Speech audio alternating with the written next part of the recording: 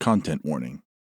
Episodes of Gray Matter may contain themes and depictions of extreme mental illness, traumatic bodily harm, and death. If you aren't in the right headspace to engage with those depictions right now, maybe this episode should wait for another time. Otherwise, proceed with caution. Hi there, and welcome back to Gray Matter Video.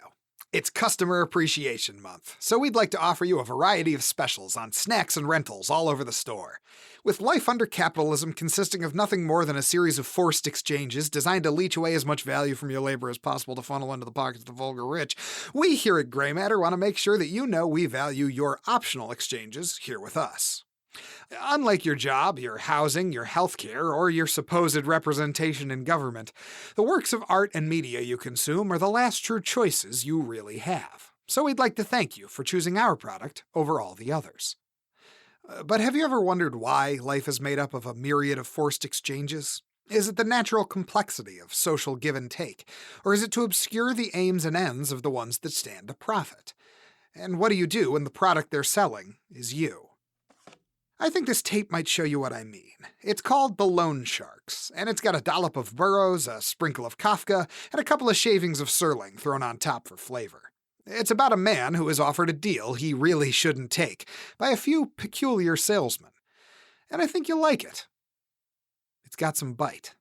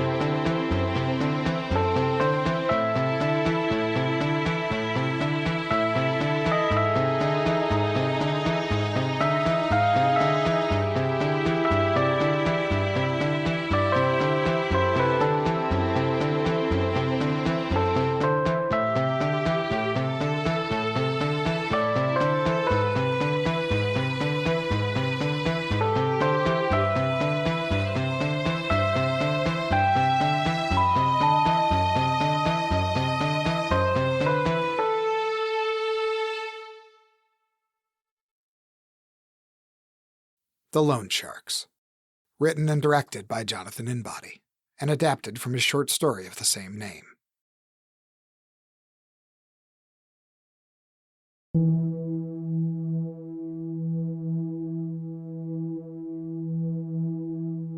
It had only been 2 weeks since my wife died. The funeral had been well attended, with more somber friends and family than I would have expected if I'd been the one to shuffle off the mortal coil. But then my wife always was more of a social butterfly. I was awkward and withdrawn, and her death had done nothing for my mood. People had been coming by to drop off home-cooked meals, so it didn't surprise me when the doorbell rang that morning. It was probably Michelle's parents again. With the loss of their daughter, they had become almost uncomfortably persistent in offering their help. They recommended a therapist that I never called, left food that I barely ate, and forced me to lie when they asked how I was holding up. I was not holding up well. How could I be? My wife was dead, and there wasn't even enough of her left to have an open casket. She hadn't been found at fault for the car accident, but that was at best a small comfort. They tried to hide the worst from me, but I could tell by the look on the funeral director's face that her injuries had been extensive. They probably hadn't even bothered to staple her back together. I'd wager the coffin was full of Ziploc bags. I shuddered at the thought.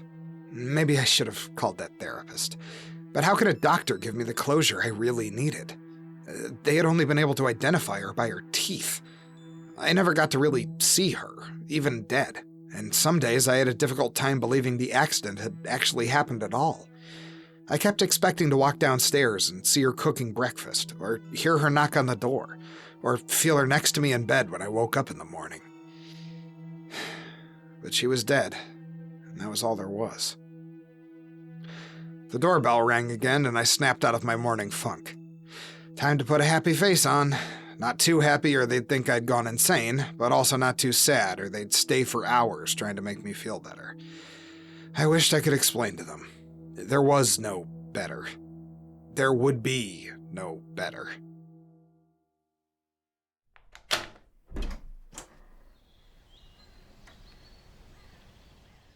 I stood in front of the open door, gape-jawed. Two things were standing outside, each one at least 6.5 feet tall, and both with broad enough shoulders that fitting through the doorframe would be trouble.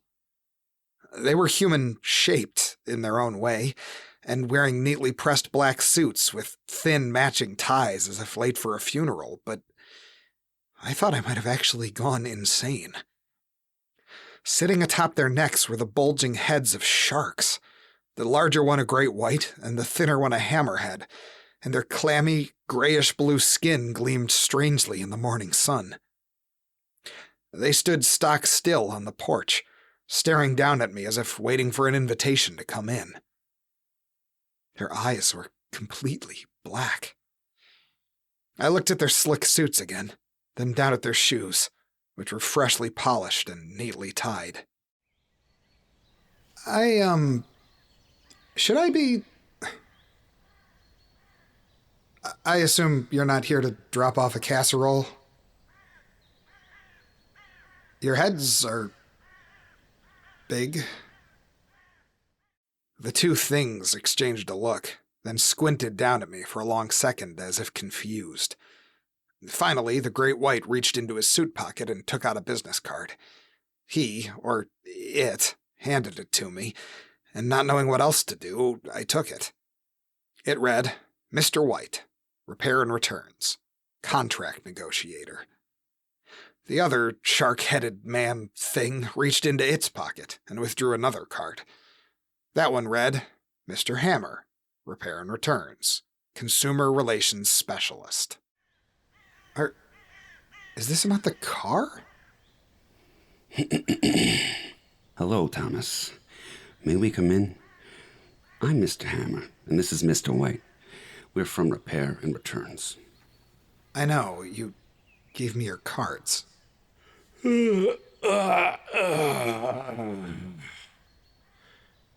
Well? Well, what? May we come in? Will you fit? We'll manage. The great white ducked underneath the doorframe and stepped into my kitchen, looking something like a child in a playhouse they'd recently outgrown. His hammer-headed companion flashed what he must have thought was a disarming smile and stepped inside after, swiftly pulling out a chair from my kitchen table and sitting down. His knees wouldn't have fit under the table, so he scooted the chair sideways and folded his legs, gesturing for me to sit in the next seat over. Behind him, the great white closed the front door and leaned against it, folding his massive arms as he let out a quiet sigh. Mr. Hammer glanced back at his bulky friend and slipped his hand into his pocket and took out a sealed white envelope. I looked back and forth between the two of them, waiting to see if they'd disappear when I blinked. Then I looked over at the counter, where my customary morning screwdriver sat half-drank. I walked over, picked it up, and poured it in the sink. I turned around, surprised that they were still there, but as I looked, I suddenly became aware that their heads weren't the only strange things about them. Their suits and thin ties looked a bit rough or textured, as if they had been sewn from black seaweed, and their cufflinks seemed to be small metal seashells. Around their waists, they were wearing leather seatbelts, complete with old-fashioned buckles in the center. Do I have a brain tumor or something? We don't do cancer. That's the crabs. What? Why don't you sit down, Thomas? We know this sort of thing can be rather overwhelming, but we have an offer to make, and then, if you like, we'll happily return you to the desperate minutiae you generously call life. What kind of offer? It's better if you sit down.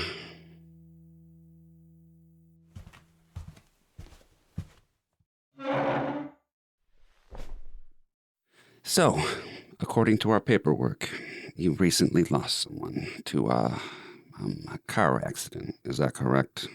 Yes. And? Well, this may be distressing to hear, but when things like you die, there's an economy to processing them before they move on to the next step. The next step? And to facilitate this processing, as it is on quite a large scale, people are sorted.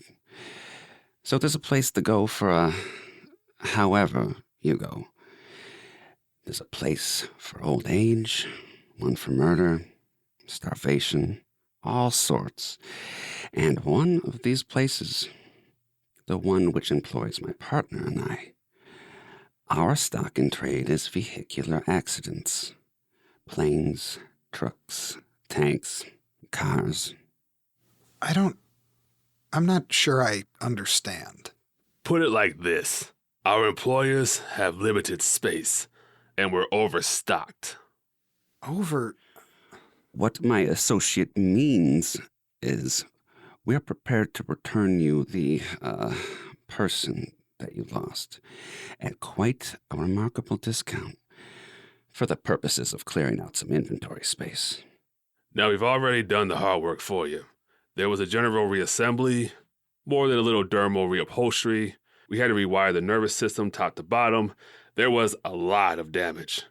Now, it's not a perfect reconstruction, but... We won't trouble you with the details. The important point is this. We'd like to return your lost person to you, provided you would like them.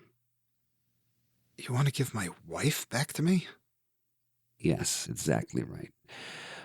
Would you take her? I would, but I don't think a pair of hallucinations can give her to me. We're not hallucinations. Okay. Mind if I smoke one while he signs the papers? If you must. Mr. White reached into his coat pocket and took out a pack of strange-looking batteries. He opened the pack and took one out, then stuck the end of it in his mouth and puffed. The tip of the battery lit up as he inhaled, filling the air with the sound of soft electrical crackling. He noticed me looking and extended the open box as if offering me one. I shook my head. He shrugged, then closed the box and returned it to his pocket. I kept staring at Mr. White in confusion as Mr. Hammer handed me his envelope. It's all there in black and white. Just needs a signature. I opened the envelope and unfolded the stapled stack of papers inside. Well, paper wasn't exactly right. The pages were a sickly green color, and it had a strange, bumpy texture. The typing on them was slightly crooked, but I cocked my head to the side and began to read the contract. It was mostly legal jargon, and after only reading a few lines, it stopped making anything resembling sense. What does this mean? Simply, it means we are extending to you a loan. A loan for which we might never ask for repayment. We're doing you a favor, so at some future date, we may ask for you to do us one. It's hardly a guarantee, but we've written it into the contract as a contingency. Uh-huh. And what if I don't want to do your favor? Well, if the deal is off the table, then we'll be forced to return your person to the state they were delivered to us in to recoup our initial investment. We'll strip her for parts. Toss anything unusable into a trash compactor so it doesn't sit around our lot taking up space. It's the only way to make up for the loss, you see. Since we've already put time and money into her repair. So that's your scam, huh? Sell dead people back to their grieving family members and lean on them a little if they don't pay? Would you rather we not offer you the chance to see your loved one again? No. You've given me an offer I can't refuse. Then you can sign on the dotted line, sir.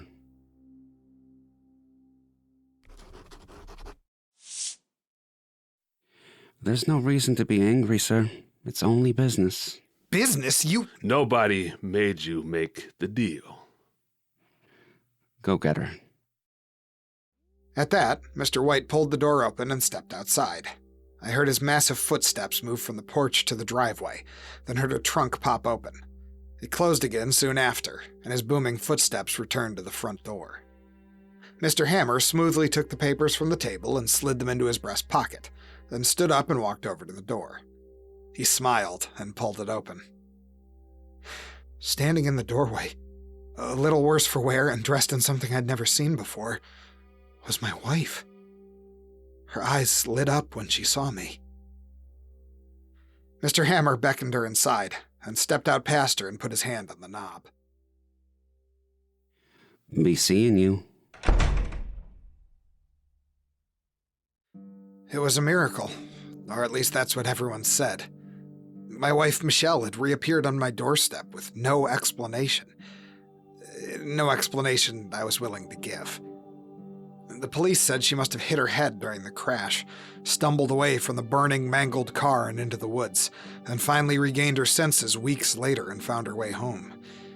It was a bad explanation, the kind given in soap operas and B-movies. But without telling anyone the truth, it would have to do. Sure, it didn't explain the charred body they'd recovered in melted pieces from the driver's seat of her car, but then no explanation was perfect. They had done a full medical workup, of course, and aside from a few minor irregularities, my formerly deceased wife was the model of health. Never mind that the skin on her left arm was one shade darker than the rest of her, or that she had returned from a fatal car crash with a thigh tattoo she had never gotten. It was, undoubtedly, her. They had done a decent job on the physical reconstruction, but her mental state was another issue entirely. She was almost catatonic when she returned, and after 3 months of care, she could still hardly string sentences together. Her memory of me came and went. On some days, she would smile when she saw me. On others, she would look at me with the blank expression of a stranger, then struggle all day to remember why I had looked so familiar. She couldn't feed herself, much less leave the house, and even with the supposedly oncoming disability payments from the state, we were running out of money. Her death had been expensive enough. How much more could her life cost? My wife had died and been delivered back to me, but I still wasn't happy. She wasn't brought back whole, not in the ways that mattered. I hadn't asked for this. I mean, I had, in desperate sobbing prayers while I was pissed drunk, but that was different. I wanted her back the way she had been before she left, not as a hastily constructed mockery of the woman she once was. I'd have to take care of her for the rest of her life, and I had sold my soul to do it. But what was I supposed to do? I couldn't have just left her with them. They set me up, smiling at me while they stabbed me in the back. All of that nonsense about how expensive it was to fix her up was obvious bullshit. The work had been sloppy at best. And clearly there was no appreciation for the complexity of the person they were working on. My wife had been an engineer, and now she was 2 steps above a vegetable. I wondered idly if there was some sort of afterlife consumer protection bureau to report them to, then wondered how I could contact them if there was. I hadn't exactly gotten a post-service survey in the mail. Worse still, I was living in constant fear of their reappearance. It had been 3 long months, and not one day had passed when I didn't worry that they'd knock on the door to make me repay my debt. I couldn't explain the situation to anyone, much less get any kind of meaningful support or advice. How could I? Besides, I was lucky, wasn't I? My dead wife was alive.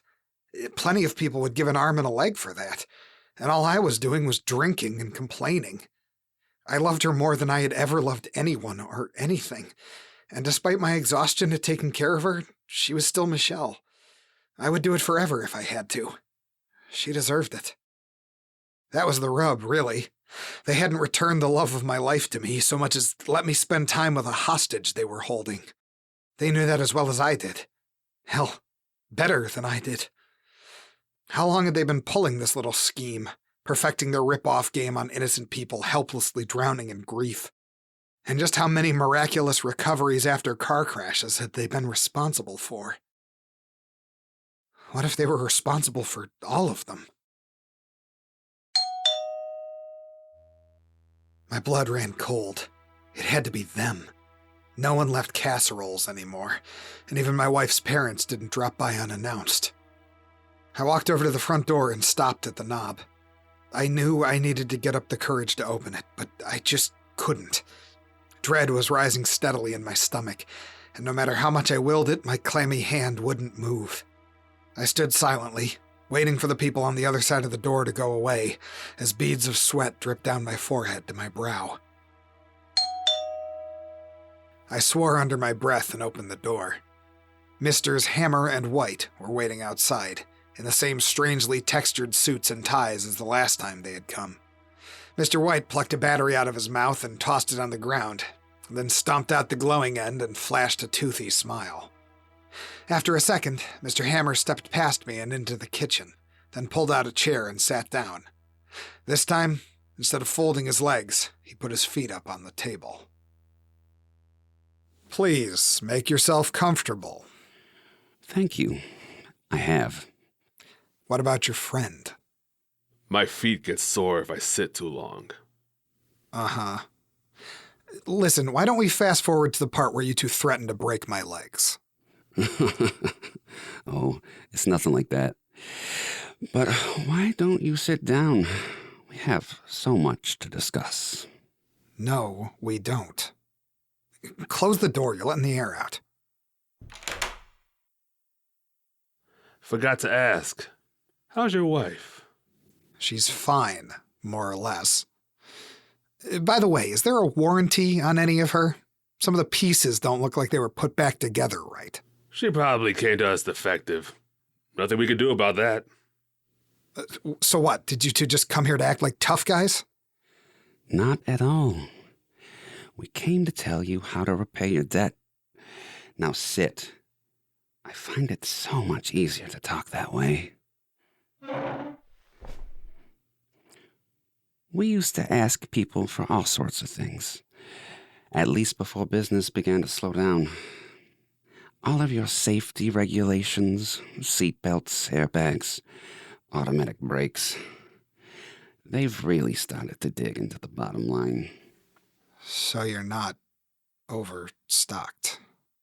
Heavens no. We used to be, back when our founder created this particular business model. I think you mean side hustle. Or racket. Quite.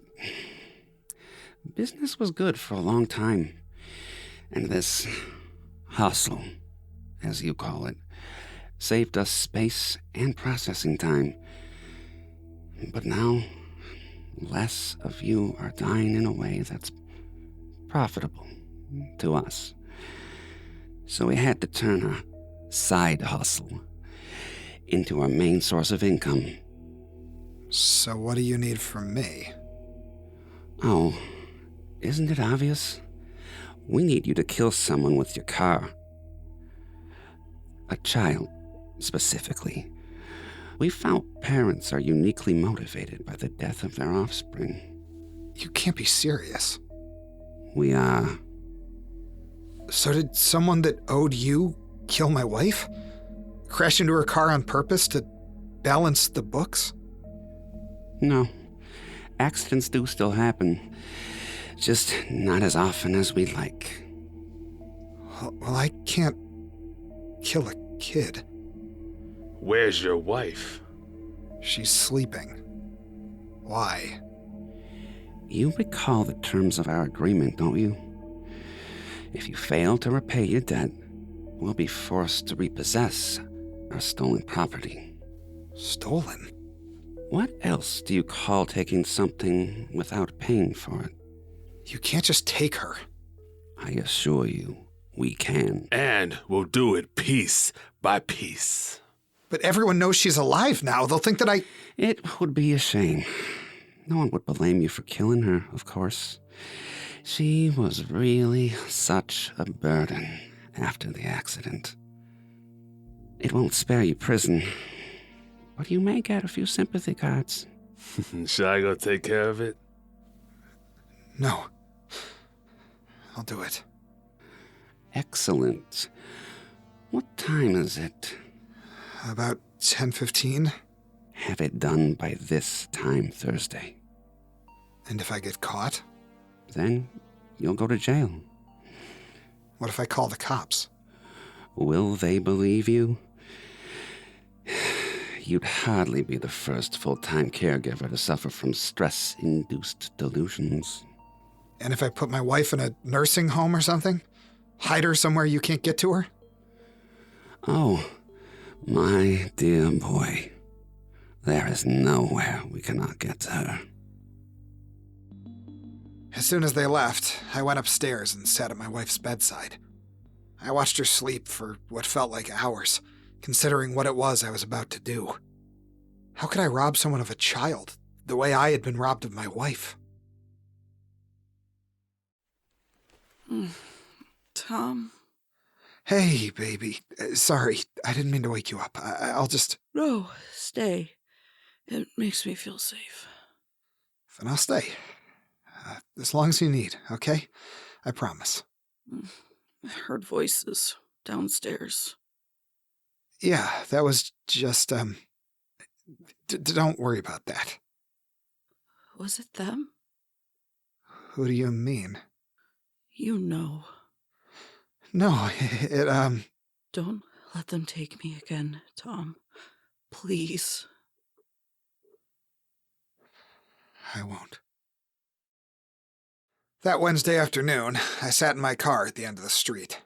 There was a boy who rode back and forth every day on his bicycle, all alone. He couldn't have been more than 10 years old. I had spent the day and a half since the creature's second visit in fits of inner torment and self-loathing, but now my depression and anxiety were giving way to a roiling hate deep in my stomach. I gripped the steering wheel tight and tried to hold back tears. I hated myself, both for considering doing what they had asked of me and for not being more ready to do it. Who was he? I wondered idly. The boy that rode his bicycle. He would always just be the boy to me, even if I did eventually read his name in the paper or see his face on the news. I had to distance myself from the reality of it, focus on what it would mean for me, for us. It would all be over, just as soon as I had done what they'd asked. Or would it? I hadn't signed a second contract, had I?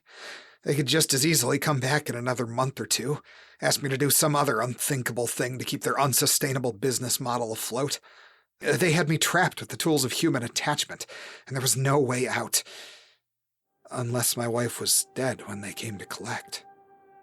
If Michelle died again, some other way, then she'd go to whoever processed that kind of dead, and not to the monsters working at the vehicular manslaughter chop shop.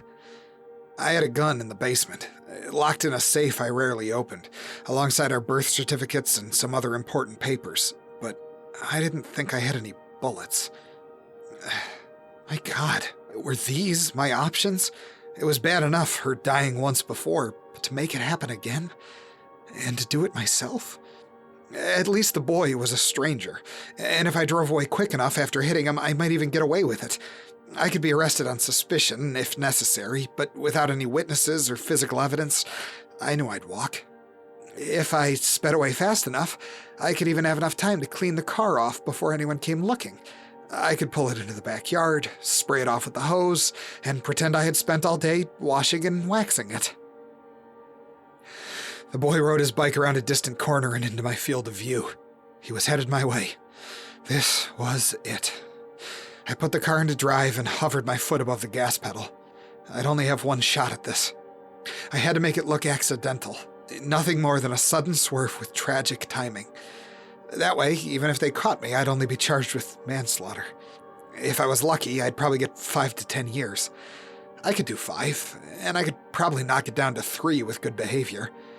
It was just a terrible accident, after all, and I did have a disabled wife to take care of at home. The boy on the bike approached, and I floored it.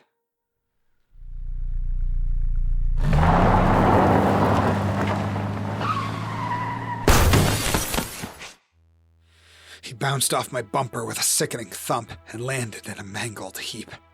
I slammed on the brakes, and a wheel flew off of his half-smashed bicycle and bounced up and broke my windshield, leaving the mark of a spiderweb shatter.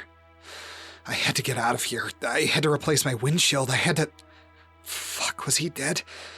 I stared over the wheel at the boy, laying in a crumpled pile in the road. One of his hands was twitching, and both of his legs were bent unnaturally outward. Blood and foam were gently rolling out of the side of his mouth. He must be dead. If he wasn't, he would be soon. At the sound of a distant scream, I slammed my foot on the gas and sped away.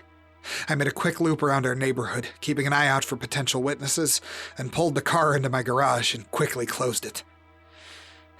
Hopefully that was it. Nothing that a hose and a new windshield couldn't fix. It took me a long time to fall asleep that night, and Thursday morning I slept in late. I started the day with my morning screwdriver, then stood in my kitchen and stared out the window. It was eerily calm outside. The sun was shining, the birds were chirping, and there was one more dead kid than yesterday. I didn't feel good about it, but then I had no choice, did I? I was just trying to save my wife, that's all, and I did. Should I hate myself for that? None of this was my fault. Except for the boy. I chose him. That was my fault. Entirely and totally. I hoped his parents would understand. I hoped that they'd have done the same thing if they'd been in my shoes. Maybe they'd have understood. Sometimes life just fucks you, and that's that. How the hell was I supposed to know?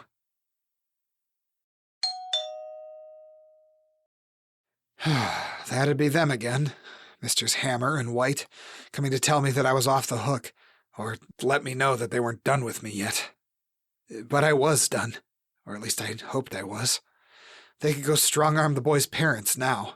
Why keep strong-arming me?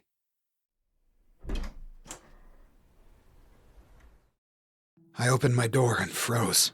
Standing on my porch were two uniformed police officers. The first, a short brunette, stood with her hand casually resting on her holster. The second, a portly bald man wearing reflective sunglasses, was chewing noisily on a toothpick. I quickly looked them over, glancing back and forth at their faces to try and get a sense of what they were doing here. Can I help you? Sure hope so. There was a hit and run around here yesterday, a little after 2. A boy got run over. Did you happen to be outside around that time? By any chance? I don't think so. I was mostly doing laundry yesterday. My wife used to do it, but now she's disabled, so it's a bit of an ordeal. If you want, I can ask her if she remembers anything. That's all right. Was it close? I don't remember hearing sirens or anything. Couple of streets over, on Sycamore. We're just canvassing the neighborhood, looking for anybody who might have seen anything. I wish I could help. It's horrible, losing someone that young. Young? Well, you said he was a boy, right? He couldn't have been that old. He wasn't. Just so awful. He's not dead, either. What? Are you all right, sir? What time is it? About 10:15? I'm too late. Sir? You have to leave. Excuse me? Now! The brunette's finger flicked the snap on her holster, and her hand slid down to the grip. Beside her, the bald cop reached into a pouch on his belt and took out a pair of handcuffs. Sir, can we see your car? I leapt forward and grabbed the brunette cop's gun. She elbowed me in the chest, struggling with me while her partner went for his sidearm. I hip-checked her and twisted her wrist, trying desperately to pull the gun out of her hand. The bald cop ducked for cover as an accidental shot blasted through a potted plant. A second shot hit the doorknob and sent it bouncing off the porch into the grass. With my ears ringing, I swept a leg behind the brunette's knee and knocked her off balance. She fell hard to the wooden porch, and I finally yanked the gun free of her grip. Drop it, or I swear to God I'll fucking drain you! I can't. I need it. I have to shoot my wife. What? Suddenly, I heard it. The loud, bassy rumble of an approaching engine. They were here. A black muscle car screamed around the corner and pulled onto my grass, blocking in the parked police cruiser. It had no license plate, but it was impossible to misidentify. The car's surface looked like a crab shell, with spiked ridges that ran across the hood in interlocking lines. At the front of the car, the headlights glowed an unearthly purple, and on the front bumper, a silver fin sat as a tacky ornament. What the hell? I dove through the front door into my kitchen, then slammed the door and tried to lock it before I realized the knob wasn't there. I locked the deadbolt instead. Through the hole in the door, I watched as Mr. White stepped out of the driver's side of the black muscle car. He looked at the cops on my porch and backed down into the car as if waiting for his partner's approval. The cops stared in baffled silence, but after a few seconds, the bald cop's finger found its way to the trigger. Freeze, asshole!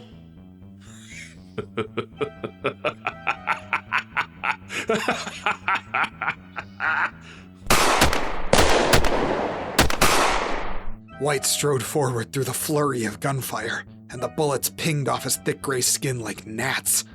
When he reached the porch, he seized the bald man's head, completely covering it with one massive hand. Then he squeezed, crushing it like a frozen grape with a nauseating crack. The body slumped and fell. Mr. White shook bits of skull and brain matter off of his gigantic hand, then looked over at the brunette. Get on the ground! Now!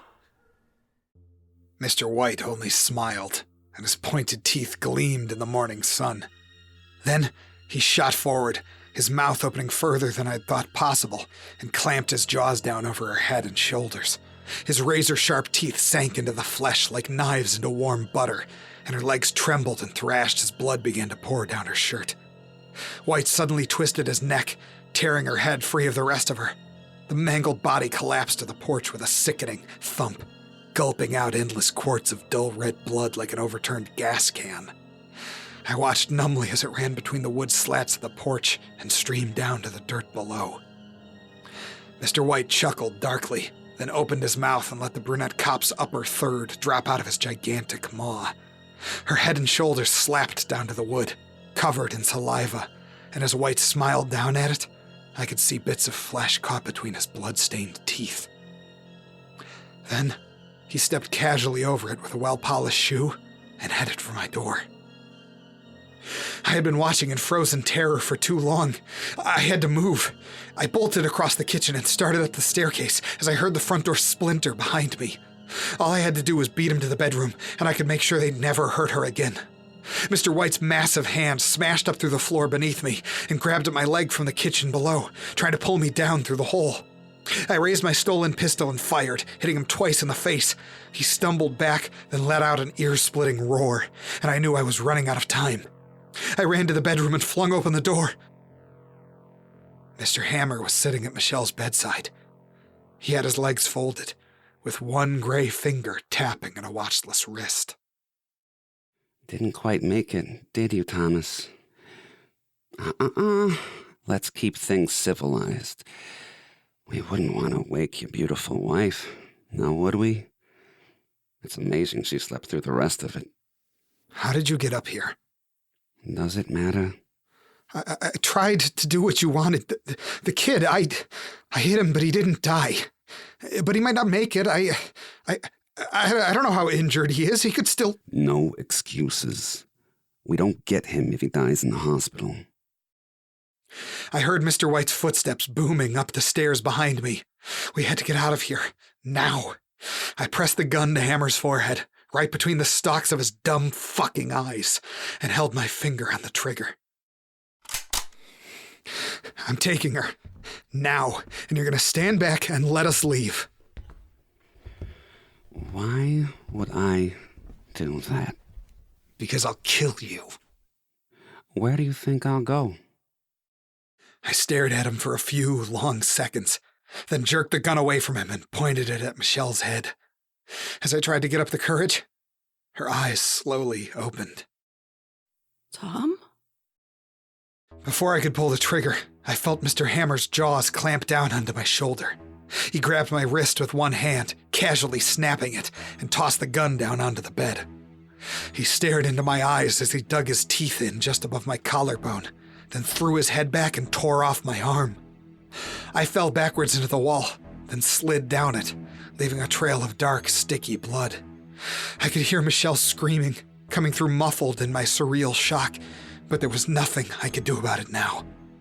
Mr. Hammer spat my arm down onto the ground in front of me, making a face as if judging my taste, then reached over to the bed and covered Michelle's mouth with his hand. What did you think, Tom? That you were special? That the rules of life and death didn't apply to you? You did this. I never had a choice. Mr. White stepped into the room, ducking under the doorframe, and picked up Michelle. I watched, already getting delirious from blood loss, as he draped her over his huge shoulders and headed for the door. Mr. Hammer followed, giving the twitching hand of my severed arm a soft kick as he flashed a cruel smile. You can say what you want, think what you want, but nobody made you make the deal. It was bullshit, of course. He knew that as well as I did. I never thought I was special. I never asked for anything unreasonable. Sometimes life just fucks you, and sometimes it fucks someone you care about and you can't do anything about it. We're all just tangled up together here on Earth like sea turtles stuck in the same plastic bottle holder, getting pushed back and forth helplessly by the tide in an ocean of moral obligation. The only way not to suffer is to never care about anything, or anyone in the first place. Good luck pulling it off, though. It's like treading water. No one can do it forever.